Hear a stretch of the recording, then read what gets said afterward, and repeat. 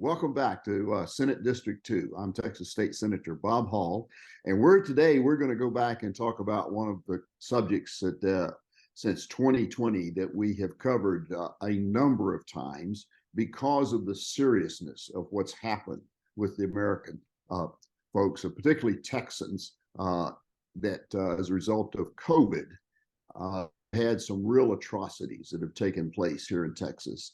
And probably the most significant one has been in addition to the people being misled by their government with one lie after the other about what should be done and how it should be done and treatment and so on.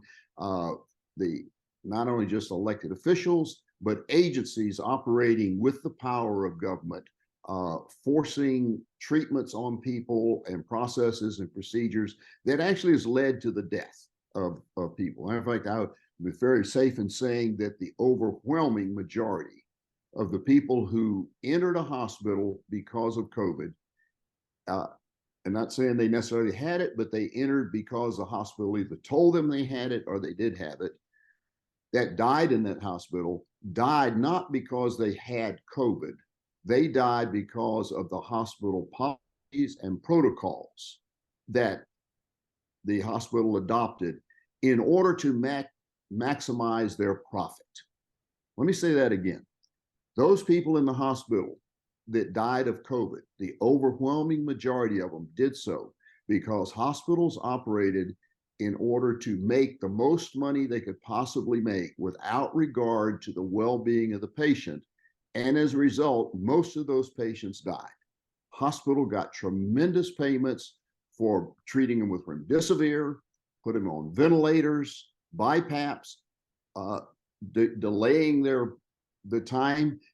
And I have to think, even those that reported not being fed, not feeding them, knowing that they were going to die, and knowing because they kept people out of the hospitals, no one was there to see that they would never get caught at doing what they were doing. That was one of the reasons. That's the main reason the hospitals instituted the policy of no visitors to the COVID patients, was to keep people who had their good senses about them, had cognitive thinking going, being able to see what they were doing to the patients, how they were mistreating them, how they were not cleaning them up, how they were not taking care of them, not changing their bed linens. I mean, I can go on and on of the malpractice. I've got recording after recording of patients that did survive and of spouses that were there and saw what happened, that got into the hospital even though they were tried to keep them out, and saw these things happening. So this is not speculation. This all comes from eyewitnesses of people who were there firsthand. And today we're going to talk about a book that has recently come out. It is an incredibly detailed description of the death of a very healthy man who died at the hands of the hospital, and has a very courageous wife that survived him, that helped him in writing books. And so she was able to put together this book. And her name is Sheila Skiba. Her husband, Rob, was diagnosed with COVID, put in a hospital in Plano, Texas, and killed there by the hospital with the treatment. And she has it well documented. And her good friend and my good friend, Laura Bartlett, some of you may recognize, she's been on before. She's the one that helped work with Greta Crawford in setting up protocols that kill, where people are providing their information, what happened to them in hospitals all over Texas and now the United States. And it continues to grow. These are cases that people went to the hospital with COVID, and because of the treatment in the hospital, they died rather than going home. And we in the past have talked about Laura's effort, which her big effort has been to help people get out of the hospitals and get home for home treatment. And she's done a tremendous job. And probably, I don't know now how many lives you and those that are working with you have been able to save by coaching people in what their rights are in dealing with the hospital, overcoming the hospital when they say, oh, you can't leave the hospital. Well, yes, you can leave the hospital. The hospital has no right to keep you there. And thank goodness with legislation we passed in the previous session, you can have your visitor now. You can have your religious counselor in there. Mm. The hospital cannot keep them out any longer, although they're trying. And we'll probably have to change that law, because hospitals are working real hard to get around it and allow the help that people need in there. But Laura's done a great job in putting that together, providing the information on how to write letters and what letters to write and so on. And we'll talk a little bit about that today also. But the main thing is I wanted to talk about is this book that's out, and encourage you to get it and read it and understand what a dire situation we are here in Texas with regards to the rights of the medical community over the people that go into the hospitals. There is no such thing in Texas as malpractice because of the heinous tort laws that Texas currently has that will protect doctors and allow them to butcher people. And it doesn't help that we have a Texas medical board that turns a blind eye to what goes on in our hospitals. They could care less about what happens to patients. They're more interested in stroking their own egos and going after folks who don't wear masks or didn't get vaccinated and so on. So, but anyway, Laura, why don't you tell us a little bit about Sheila and her story and what she think us about in this very, very informative book. Okay, so early September, Rob went into the hospital. He was admitted. I'll try to run through it in an abbreviated way. He knew, first of all, it's important to know who Rob Skiba is. He's a military veteran, helicopter pilot, somebody who took good care of their body. This COVID bioweapon just happened to get him. He was very healthy, extremely fit, and not a senior. He was, a young guy. He was a father, a husband, and he knew what was up. He knew what he was facing in the hospitals, but he had to go because he needed some supplemental oxygen. He had pneumonia. And he wanted just to be treated for that and that only. He knew not to get remdesivir. He knew not to get the experimental COVID shot injection. He knew a lot. He knew that ventilators only had a 10% chance of survival, killed 90% of people put on the COVID protocol of ventilators. Usually ventilators are a good thing, in the case of life-saving measures. But in this case, it was part of the COVID protocol that was highly incentivized during COVID. So he knew that was a bad thing, and he was very vocal. He didn't want it. And he let them know verbally he didn't want it. Now, he was, the hospital did something in his case, even though he verbalized all those things. They did the usual things to Rob and his family that they did to a lot of people. They tried to alienate the advocate, which is his wife in this case, from Rob. They tried to keep them separate, tried to paint her out as crazy. Now, this is a Texas hospital we're talking about. We're not talking about California or some other place that you'd go, well, of course, or New York. We're talking about Texas. We're talking about Plano, Texas, without giving the name of the hospital. That kind of gets you familiar with, what we're, a conservative part of the country where people are aware of what's going on. He was fully awake to the realities in hospitals, and that the full protocol was a bad idea. He verbalized he didn't want these things. He was in communication with his wife continuously through text messaging, through phone calls. So there's not only text records, there's phone recorded conversations, there's conversations recorded with the hospital. They've got the evidence to show that he did not want it. He stated he didn't want this full protocol. He got the full protocol and he died. Now, at a certain point during the story, when they were writing the book, this exhaustive, like 400-page book that has been with the aid of a nurse consultant to go over 5,000 medical records. They went back up to the hospital with glasses that had a camera in it. And they actually talked with the person who was a financial agent for the hospital.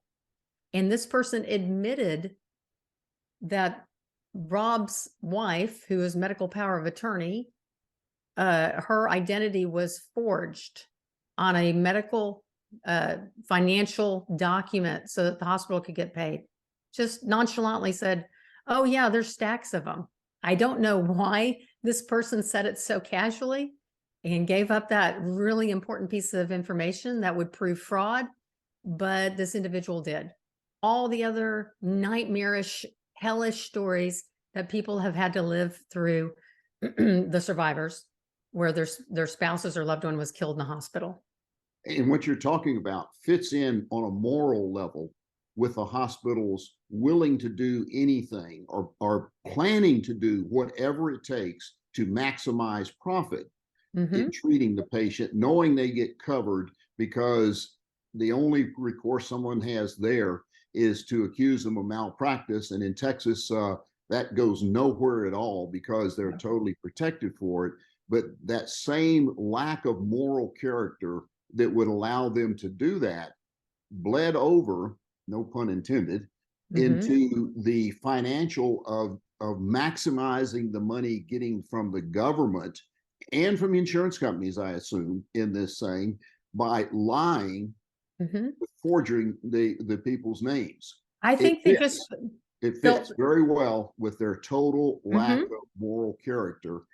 And people need to be aware of that's what they're dealing with when they go to a hospital here in Texas. And this one happened to be in Plano. We had plenty of complaints from people in other hospitals very similar to this, not as well documented in Plano, but in Houston and Dallas and actually all over Texas. Hospitals consistently doing exactly the same thing. The real unique thing about Sheila's case, although it mirrors a lot of the pattern we're seeing everywhere, is that Rob was the patient. Rob Skiba was fully capable of saying no, and instead they just not only did they just turn a blind eye to that, they took it a step further and they forged the wife's identity on a document when he's fully capable of saying no, verbalizing no. And it's almost unfathomable.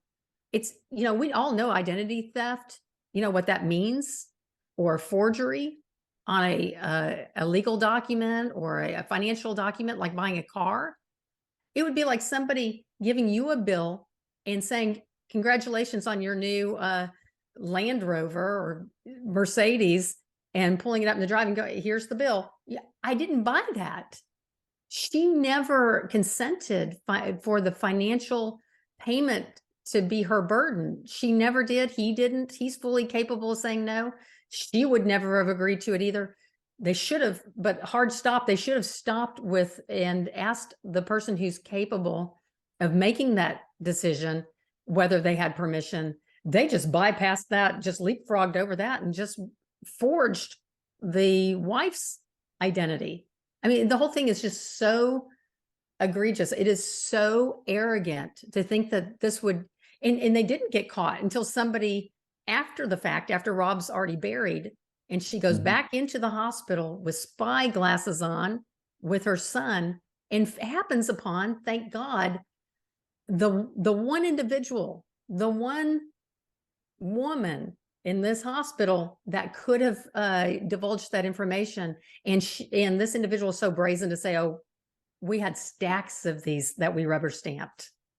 Well, hopefully that will find its way to where it needs to be with the legal authorities and action taken. Fraud. This is the difference. It's fraud. It is not malpractice. If I hear malpractice one more time from an attorney, I want to wring their neck. It is absolute fraud. But she also did, as I read through a good bit of the book, talked about she quotes doctors and other medical personnel because she did some recordings Yes, with them, and so she didn't rely just on trying to remember what they had that's to say. right. She recorded them, and she's got some of the most unbelievable, heartless statements that were made by these doctors that she had recordings of that show the total contempt that Yeah. they had for the patient, and that the only thing they were interested in was the big bucks that they were going to get with their job because that's what they were told to do. It was like they were robots. Be it not, forget my medical training. I am no longer here to act as a doctor. I am here because I am Close the an deal. employee of the Close the deal. hospital, Right. and Sales. I want my job. I don't want to have to work on my own. I want this cushy job I have in the hospital. Therefore, I'm going to do whatever the hospital tells me, even if I know that it's going to harm or kill the patient. I'm going to do it. And that's what you have. That is a result of what we have today, in which most of the doctors in hospitals are captive to the hospital, and they are forced. In the case of Rob Skiba, the only person who could have ordered anything, regardless of the medical board, it's the doctor. The doctor has a license to kill and a license to equally lose.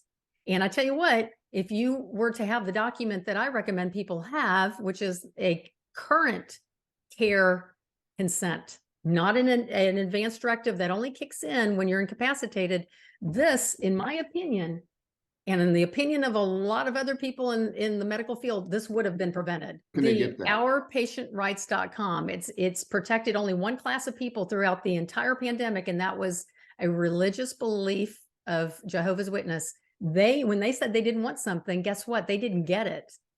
They didn't get it during the pandemic. Now that the Jehovah's Witness individuals that visited my co-founder of Our Patient Rights doorstep of her house found out about our document, they said, we want that. We don't want blood, but we also don't want the COVID vaccine. We don't, because of religious beliefs, they don't want blood transfusions, but they also didn't want the COVID vaccine. These two ladies that were Jehovah's Witness knocking on the door. They also didn't want the ventilator in the case of COVID. They also wanted their right to decline certain things and to ask for certain things. They wanted that right to be part of the shared decision-making. And so they want our document as well. We were able to share that. But I'm telling you, this would have been prevented. I am so passionate, Senator, for people to understand that this doesn't have to happen, because the doctor, if he were to have done what he did through the 400 pages, ordered certain protocols, poisons like remdesivir, withheld certain things that would have aided to his survival and recovery, because that was so just completely trampled the right to say no and have it respected. Rob's dead. Now, had he had this document saying, if you do these things that I have clearly stated in writing, not verbally, but in writing, it's a contract between the patient and the doctor, and then you do it anyway, well, that's intentional. That's not malpractice. Tom Renz, that's not malpractice. And other doctors or other lawyers who are going after malpractice, it's not. It cannot be one. There is no repercussions to the doctor when you go after malpractice, as you know. So the only thing that's going to stop a doctor from doing this is a document in writing that's a contract saying you do this, it's intentional, and it's my signature's notarized, and I've sent it legally 2 ways: a professional courier service, and also which can get to the hospital within an hour, and the other way is with a certified return receipt requested through the USPS system. Then you have the legal noticing to the doctor, because it's put directly into the electronic medical record for any caregiver in that hospital to see. They're all notified. You do it. It's intentional. There will, on the back end, you killed my loved one doing these things I said don't do, whether it's writing in a DNR when I said I do not want a DNR in the case of Scott Shera's beautiful daughter, Grace Shera. Now that you've been notified, as I walk into the hospital with this document, I'd like to call it a patient passport. It goes through this crazy land called hospital, this foreign land where they have their own rules. They have their own security system, their own police. You go through the doors of a hospital, you better have your passport. You better have this in writing that tells them, this is who I am. It's notarized. That's me. And I said, I don't want these things. You do it anyway. On the back end, if you kill my loved one or kill me, if I'm the patient, there's going to be probably a 6-figure judgment and a criminal charge of intentional tort of battery. That's different, changes the game. It's the only thing that changes the doctor's behavior in my experience, helping people since this document was devised, which is brand new. It's novel. It's new. It's the one silver lining of 2 silver linings that Dr. Joe Mercola said came out of the pandemic, was this document and vaccination rates dropping. So people need it. Don't leave home without it. Have your patient passport called a current caregiver's consent form so that this does not happen to you. Okay, we're going to have up on the screen there where they can go to get this document. And we also have up there where they can go to Protocol Kills to enter the information if they have a loved one that they lost and would like to include that in there. It's there. Or if they'd like to go get a better understanding of the thousands and thousands of people in Texas who were killed by the hospitals because of their protocols. It's not just COVID. I just got a call yesterday. I was helping a gentleman. He's 32 years old, get out of the hospital. The parent, the mother had reached out to me through the hotline. And this is in Washington State. This was a car wreck. Okay. And so he was not there for COVID. They had quickly, when the mother started asking questions, they forbid the mother verbally. They told her, you can't come back into this hospital for a full year. This is what they told her. She started getting moving with the documents, started getting her ducks in a row, started letting them know they'd be getting it. Guess what? He was released in 2 hours. They were going to keep him in there. This is somebody who, I mean, a car wreck, he had gone through the whole ventilator, which you need a ventilator in appropriate instances like life-saving measures for a car wreck. But he was recovering. They had restrained him. They had tackled him when the 32-year-old was wanting to leave, and then restrained him. I mean, it was getting crazy town. But soon as she started letting them know this is going to happen, because he's fully conscious, he's able to make his own decisions now. He's competent. He's got capacity. He's coherent. They released him within 2 hours. He's home now. Yeah, I'm telling you, this, you need to have this before. She contacted me after all this. Let's do all the homework when you're rested, not distressed. You're at home sipping a good cup of coffee or whatever it is that you do in your morning. Get your paperwork, get your ducks in a row now, not when Laura has to try to move, mountains to get this done in a hospital. Right. And the big message here is do it now while you're healthy. Yes. You have an insurance. You don't go buy a life insurance policy the day after your friend dies. Perfect. You don't do that. You get it ahead of time. This is your patient safety insurance policy. This is your shield. You walk into the hospital, you carry the shield all the way through the process. This is what you need to protect yourself and your loved ones from the medical community, particularly in the hospitals. You need to have protection, because it's not like it used to be, where you go to the hospital, it's a benevolent organization that's goal is to serve and to help people. Today's hospitals are there to make money. And if it means prolonging your stay in the hospital and even killing you, that's what they will do. There is no question about it. And you go in there prepared with what Laura's talking about. And this is something that's free. There's no charge for this. There's no money being made off of this. This is all absolutely free. that's been put together by people who care, who have worked really hard doing a lot of research to develop these documents that will Yes. help you survive a trip to the hospital. Yes. So, yeah, the very first choice on there are several things you can initial next to, just to make it easy for people, that are most commonly asked for or declined, like remdesivir in the case of COVID. The very first one is you will not order or administer any medication or treatment without first getting you shouldn't have to write this, but we're putting it in writing, without getting consent from the signer. So that's the first one. And then we break it down and be very specific about what those things are that you want, just to over communicate to the doctor. Because, by the way, nobody's ever been harmed from over communicating that, hey, I'm allergic to this, don't give me that. So the good doctors are very grateful for this document, because it makes their job very cut and dry and easy to understand. I don't want this, I want that. Now, I want that, the things you're asking for aren't always going to be given to you as an automatic. The doctor does have the right, frankly, to say in whatever the situation is, that maybe I don't agree with that request, because those are requests. But hard no's should be respected. Do not prematurely kill me. Give me all life-saving measures.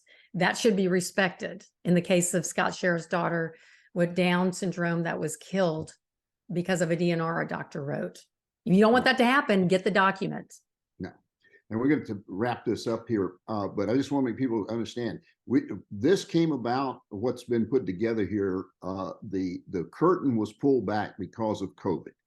Because they went so far overboard. What we're talking about has been going on for a long time. But what we're talking about now is not necessarily for COVID. This is for going to the hospital, period, for anything, any reason at all. Because you can rest assured that if the hospital thinks you're not aware of your rights, they will take advantage of you and the patient to maximize their profit, no matter what happens to the patient. And so it's very important that you be aware of this. This is no cost to you. It's free on the website. And what you've talked about of them doing of the informed consent, we're going to talk about this because we're going to have another episode addressing the issue of the failure of the Texas Medical Board to protect the people of Texas. So we'll cover that in another one. Laura, I really appreciate you coming on. I wish Sheila could have been with us today. She'll be in our prayers. Is there any last thing you'd like to say to the folks? Empower yourself. You wouldn't jump out of a plane without a parachute. Don't go to a hospital without a document that says you will not do these things to me. Have that at ourpatientrights.com. Ourpatientrights.com is there on the screen for you to see, and also protocolkills.com for you to go to.